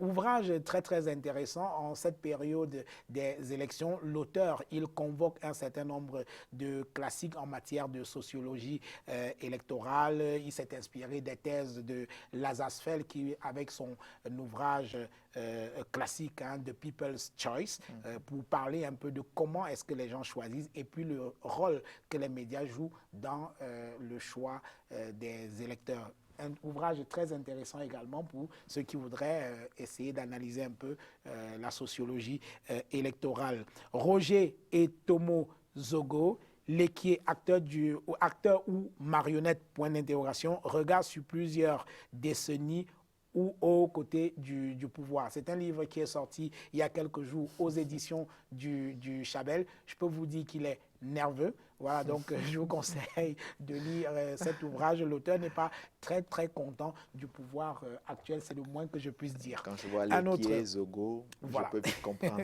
Voilà. Emmanuel Yao Ngoran, c'est un Ivoirien qui a écrit cet ouvrage, Côte d'Ivoire, le socle humain de la réconciliation et de la reconstruction. Un ouvrage qui parle également de la reconstruction, ainsi de suite. Voilà, on n'en dira pas plus. Dernier ouvrage, c'était un ouvrage collectif paru aux éditions presse de l'Université catholique d'Afrique centrale, Droit à la démocratie en Afrique centrale, avec des contributions de gens que vous connaissez comme Jean-Didier Bukungu, Alain Didier Olinga, et j'en oublie certainement. Traditionnellement, nous remettons un petit présent à ceux qui viennent dans cette émission. Je vous remets le vôtre avec plaisir. Merci. Merci Espoir Matomba d'être venu dans cette émission. On vous retrouvera certainement à Canal 2 avant le 7 octobre prochain dans d'autres émissions. Il est venu, il a parlé, a-t-il convaincu? À vous d'en juger. C'était la grande interview. Bonsoir.